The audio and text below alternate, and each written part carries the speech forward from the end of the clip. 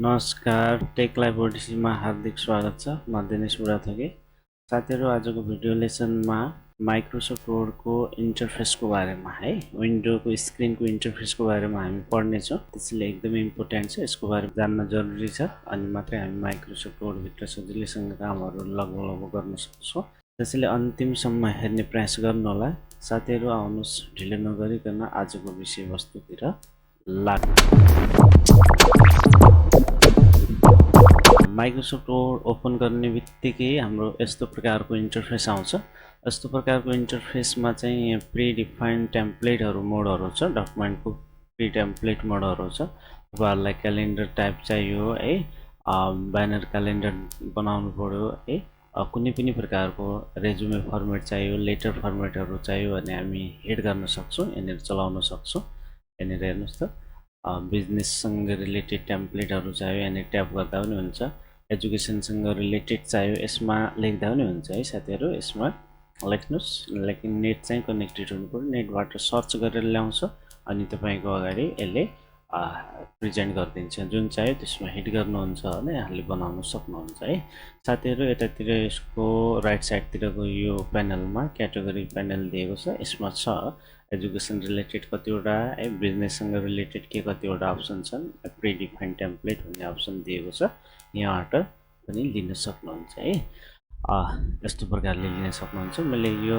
Left corner पोजिसनमा रहेको aroma back गरेँ, क्लिक गरेँ ब्याक साइडतिर आउनको लागि। साथीहरू, यतातिर रिसेन्टली ओपन गरिराखेका या काम गरिराखेको है फाइलहरू यतातिर देखाइरहेको छ। यो रिसेन्टली फाइल हो, तपाईँले बनाइराखेका चलाइरहेका फाइलहरूलाई चाहिँ यहाँ देखाउँछ। अर्थात् अलरेडी सेभ भएका फाइलहरूलाई चाहिँ यहाँ ओपन लोकेसनमा चाहिँ रिसेन्टली लोकेसनमा देखाइरहन्छ है साथीहरू। मैले ब्ल्याङ्क डकुमेन्टमा क्लिक गरेँ है साथीहरू। यो वर्डको इन्टरफेस आएको छ अनि यसमा चाहिँ यो डकुमेन्ट 1 भनेर लेखेको छ। सबभन्दा सुरुमा हेर्नुहोस् त, टप पोजिसनमा छ डकुमेन्ट 1 ड्यास वर्ड दिएको छ साथीहरू। यसले दुईवटा कुरालाई डिस्प्ले गर्छ, तपाईँको डकुमेन्टको फाइल नेम के हो र तपाईँ कुन सफ्टवेयरभित्र हुनुहुन्छ भन्ने कुराको नाम देखाउँछ साथीहरू। यसको डिफल्ट नेम चाहिँ डकुमेन्ट 1, डकुमेन्ट 2, डकुमेन्ट 3 एवं प्रकारले आउँदै जान्छ र ड्यास वर्ड दिएको छ वर्डभित्रको, अर्थात् वर्ड एप्लिकेसनमा छु भन्ने यसले जनाइरहेछ साथीहरू। यदि मैले यहाँनिर केही बनाएर यो फाइललाई सेभ गर्थ्यो भने त्यो सेभ गरेको नाम चाहिँ यहाँनिर देखाउँछ। सो यसले आफूले सेभ गरेको फाइलको नेम र तपाईँ कुन सफ्टवेयरमा हुनुहुन्छ त्यो चाहिँ देखाउँछ, जसलाई हामी टाइटल बार भनेर भन्छौँ है साथीहरू। त्यस्तै प्रकारले यो छेउमा तीनवटा बटन रहेको छ। यसलाई हामी कन्ट्रोल की अर्थात् यो विन्डोलाई कन्ट्रोल गर्ने बटनको नामले चिन्दछौँ, जसमा चाहिँ जस अन्तर्गत यहाँनिर हिट गर्नुहुन्छ भने मिनिमाइज है, मिनिमाइजको स्क्रिन छ हेर्नुहोस् त। यसमा ट्याप गर्नुहुन्छ भने तपाईँको सफ्टवेयर के हुन्छ, मिनिमाइज हुन्छ हेर्नुहोस्। जस अन्तर्गत यहाँनिर छ मिनिमाइज, यसमा क्लिक गर्नुहुन्छ मिनिमाइज भयो। फेरि यहाँनिर क्लिक गर्नुहोस्, ओपन हुन्छ। यहाँनिर रिस्टोर डाउन है, then again maximize, restore down half screen position, maximize full screen position लिन सक्नुहुन्छ। देन यो भनेको क्लोज है, यहाँबाट क्लोज हुन्छ नि ओके। अनि साथीहरू, यसैको लेफ्ट टाइटल बारको लेफ्ट पोजिसनमा चाहिँ यहाँलाई कस्टमाइज क्विक एक्स टुल बार दिएको छ। यो कस्टमाइज क्विक एक्स टुल बारबाट तपाईँलाई जे चाहियो त्योमा, जस्तै यहाँभित्र न्यू चाहियो नयाँ डकुमेन्ट ल्याउनको लागि, अन्य चिजहरू गर्नको लागि ओपन गर्नु पर्यो, यहाँनिर आइरहेछ। यो एक्टिभ लिन सक्नुहुन्छ, चाहिएन भने यहाँनिर हटाउने, यो चिजहरू अफ गर्ने र यसलाई चाहिँ हामी चाहिएको बखत होइन यो सो बिलो द रिभिलभन्दा तल ल्याउन सक्छौँ। यहाँनिर आएको छ सो है, यहाँनिर एबभ द रिभिल माथि पनि लैजान सक्छौँ, तल माथि राख्न सक्नुहुन्छ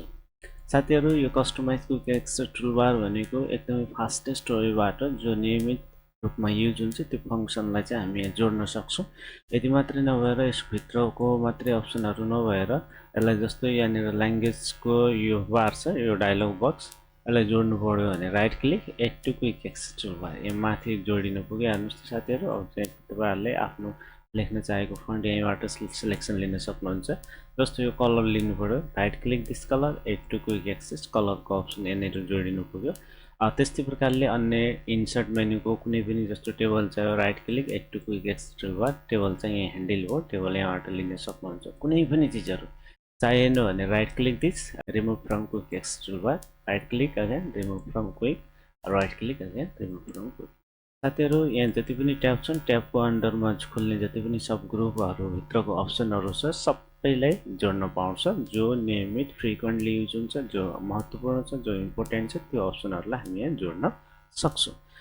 साथीहरु त्यस्तै प्रकारले सुरुमा रहेको छ फाइल है 2007 मा चाहिँ यहाँहरुको अफिस बटनको नामले दिएको होला यसमा चाहिँ फाइल भनेर दिएको छ यो चाहिँ मेरो 2016 को स्क्रिन हो अर्थात 2016 को सफ्टवेयर हो यो भर्जन हो यसमा फाइल दिएको छ फाइलबाट हामी त्यही हैन फाइलको इन्फो न्यू ओपन है सेभ एज प्रिन्ट क्लोज धेरै चीजहरु हामी लिन सक्छौं यसको बारेमा हामी चलाउन सक्छौं यहाँनिर जस्तो ओपनमा क्लिक गरेर हैन यहाँनिर यो आफ्नो ब्राउजिङ मोड ओपन गर्न सक्नुहुन्छ रिसेन्टली लोकेसनको पनि लिन सक्नुहुन्छ त्यस्तै प्रकारले सेभ गरेर तपाईहरुले हैन आज गरेका र यो हप्ता लास्ट विक भित्र गरेका अनि ओल्डेस्ट हैन लोकेसनहरु एक्सेस गरेका चीजहरु यहाँ देखाउँछ अदरवाइज यहाँ डिस्पिसी गरेर या ब्राउज गरेर यसलाई नयाँ गर्न सक्नुहुन्छ टु प्लेस पनि गर्न सक्नुहुन्छ है यसमा सेभ गर्न सक्नुहुन्छ ओके मैले पुनः ब्याक गरे साथीहरु त्यस्तै प्रकारले यतातिर मेन्यु बार दिएको छ home menu insert design layout reference mailings review view developer साथीहरु यो मेरो 2016 को स्क्रिन भएको हुनाले 16 को सफ्टवेयर भएको हुनाले यहाँ डिजाइन र लेआउटलाई छुट्टै छुट्टै दिएको छ अनि कि हैन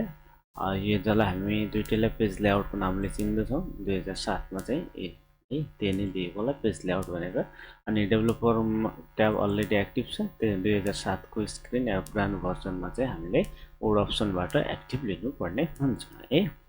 साथीहरु यिनीहरुलाई हामी मेन्यु बार भनेर भन्छौं मेन्यु है home menu insert design layout reference यिनीहरुलाई चाहिँ हामी मेन्यु भनेर भन्छौं अनि यो 2016 को स्क्रिनमा चाहिँ यहाँनिर एउटा अप्सन छ महत्त्वपूर्ण है tell me what you want to do भन्दै छ तपाई के चाहनुहुन्छ मलाई भन्नुस् मलाई लेख्नुस् अर्थात मेरो एड्रेस बारमा फिल गर्नुस् भन्दै छ यसले चाहिँ alt plus q यो हो एकदमै राम्रो छ यो भर्जनमा चाहिँ मलाई मन परेको भनेको एउटा यो पनि हो साथीहरु एकदमै राम्रो जस्तो यसमा तपाईहरुलाई के चाहियो जस्तो ओपन ओपन ओपन जे आउँदैन त्यो हान्नुस् हेर्नुस् त ओपन को लोकेसन दिन्छ है ओपन को लोकेसन दिन्छ यहाँनिर यसमा हिट गर्नुस् अरु के चाहियो हैन अरु के चाहियो जस्तो सेभ हेर्नुस् त सेभ लेख्नुस् या सेभ एज लेख्नुस् यो खुलिरा हुन्छ साथीहरु तपाईहरुलाई कन्फ्युजन लागेको या फास्टेस्ट वेबाट काम गर्नुस् यहाँनिर ट्याब गर्दा पनि पुग्छ है ओके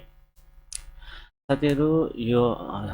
मेन्यु बार भित्र अर्थात मेन्यु भित्र खुलेको जति पनि अप्सन छ यो होरिजन्टल रुलर भन्दा माथि र मेन्यु भन्दा तल है सम्बन्धित मेन्यु भन्दा तलको अप्सनलाई चाहिँ हामी रिबन बार भन्छौं यो पुरा बारलाई यसमा चाहिँ प्रत्येक मेन्युको सब ग्रुपमा क्याटेगोराइज गरेको अप्सनहरु छ यो प्रत्येक ग्रुपको बारेमा हजुरहरुले पढ्नुपर्ने हुन्छ र हामी बिस्तारै अब आगामी आउने भिडियो लेसनमा हामी कभर गर्नेछौं बिस्तारै पढ्नेछौं है यसको बारेमा जानकारी लिनेछौं यसलाई रिबन बार भन्छ ओके त्यस्तै प्रकारले यहाँनिर यसलाई चाहिँ हामी होरिजन्टल रुलरको रूपमा लिन्छौं यसले चाहिँ के काम गर्छ भने डकुमेन्टको हैन डकुमेन्टको विड्थ चौडाइलाई मेजरमेन्ट गर्ने काम गर्छ यो स्केल फिटेड पोजिसन भित्र चाहिँ अक्षर लेख्छ र त्यो अक्षरको साइज मेजरमेन्ट गर्छ है यो A4 साइजमा लेख्ने लेटरमा लेख्ने हैन न्यारो पोजिसनमा राख्ने कुन पोजिसनमा राख्ने हैन पेपर साइजको मार्जिनलाई जनाउँछ अनि त्यस्तै प्रकारले यतातिर भर्टिकल रुलर बार छ भर्टिकल रुलर बार यतातिर है भर्टिकलले चाहिँ डकुमेन्टको हाइटलाई मेजरमेन्ट गर्ने काम गर्छ हाइट सम्बन्धी काम गर्ने काम गर्छ भने अनि यो सफ्टवेयरको तलपट्टि बटम स्क्रिनमा हेर्नुहुन्छ भने यहाँनिर हामीसँग के छ साथीहरु एउटा स्ट्याटस बार छ यो पुरा स्ट्याटस बार यसले देखाउँछ कुनै पनि सफ्टवेयरको स्ट्याटस बार चाहिँ यो बटम पोजिसनमै हुन्छ यहाँनिर स्ट्याटस बारले नम्बर अफ पेजेस देखाइरहेछ साथीहरु यसमा तपाईसँग कतिवटा पेज छ र तपाईले भर्खर कुन पेजमा काम गरिराख्नु भएको छ हैन जस्तो सिकल्स आर एन्ड रेन्ट है मलाई कतिवटा 8 वटा प्याराग्राफ चाहियो कतिवटा लाइनको 3 वटा लाइन हेर्नु साथीहरु यो आइराछ है अब यसको साइज अलिकति मैले बढाउनु पुगे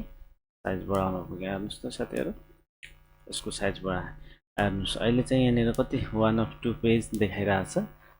दुईटा पेजमा यो देखिराछ साथीहरु टोटल हामीसँग 2 पेज छ पछाडीकोले चाहिँ नम्बर अफ टोटल पेज पोजिसनले जनाउँछ भने अगाडिको अङ्कले चाहिँ तपाईको करेन्ट पेज पोजिसनलाई जनाउँछ साथीहरु यो 1 मा ट्याप गर्नुहुन्छ भने 1 अफ 2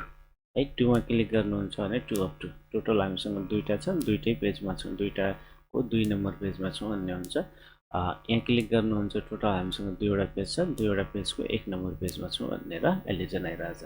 है साथीहरु अर्थात् यसले चाहिँ अगाडिकोले चाहिँ तपाईको करेन्ट पेज पोजिसनलाई जनाउँछ कर्सर एक्टिभ भएको पेजलाई जनाउँछ भने पछाडीकोले चाहिँ नम्बर अफ टोटल पेजेसलाई इन्डिकेट गर्छ त्यस्तै प्रकारले यहाँनिर वर्ड काउन्ट भन्ने छ साथीहरु यसमा चाहिँ तपाईको कतिवटा प्याराग्राफ छ कतिवटा पेज छ कतिवटा लाइन छ है लगायतको अप्सन देखाउँछ हेर्नुस् यतातिर चाहिँ तपाईहरुलाई विभिन्न किसिमको मोड दिएको छ वेब लेआउट मोड है यहाँनिर प्रिन्ट लेआउट मोड है फुल स्क्रिन रिडिङ मोड यहाँलाई दिने छ यसमा यो मोडहरु दिइराखेको हुन्छ है प्रिन्टमा चाहिँ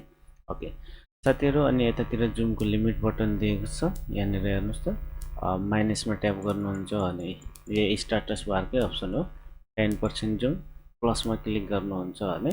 500% सम्म हामी जुम गर्न सक्छौं साथीहरु यसरी जुम गर्न सक्छौं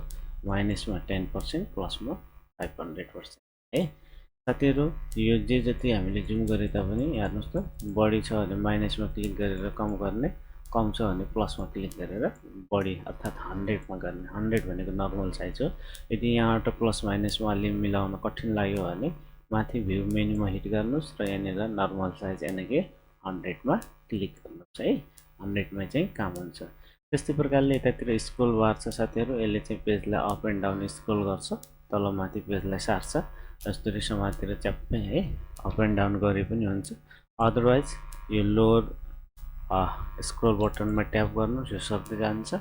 या यतातिर माथि टप स्क्रोल बटनमा क्लिक गर्नुस् यो के हुन्छ माथि सर्दै जान्छ यो चीजहरु रहेको छ है साथीहरु अनि त्यस्तै प्रकारले हेर्नुस् साथीहरु जस्तो मैले यहाँनिर पहिलो लाइनमा क्लिक गरे यहाँनिर हेर्नुस् त साथीहरु क्लिक गर्नेबित्तिकै यो जुन कर्सर छ लाइन है कर्सर यसलाई चाहिँ हामी कर्सर भनेर भन्छौं ल मैले अर्को लाइनमा हाल्दा हेर्नुस् त साथीहरु यो जुन लेखिरहेछ अंक कर्सर है जस्तो मैले लेखे my name is Dinesh भनेर लेखे हेर्नुस् साथीहरु ओ my name is जुन दिनेश जुन लेख्यो यो एउटा लाइन बिलिङ गरिरहेछ यसको साइडमा यो लाइन बिलिङ गरिरहेछ यसलाई मैले ठुलो पनि बनाए हेर्नुस् साथीहरु अलिकति ठुलो लाइनको रूपमा पनि हेर्नुस् यो है जी को साइडमा बिलिङ गरिरहेछ यो लाइनलाई कर्सर भन्छौं के भन्छौं साथीहरु कर्सर भनेर भन्छौं यो चाहिँ त्यस्तै प्रकारले यो स्क्रिनलाई चाहिँ यो हैन जुन सेतो पार्ट छ यो स्क्रिनलाई चाहिँ डकुमेन्ट फाइल भनेर भन्छौं वर्ड डकुमेन्टको फाइल यही रहेर हामीले काम गर्छौं है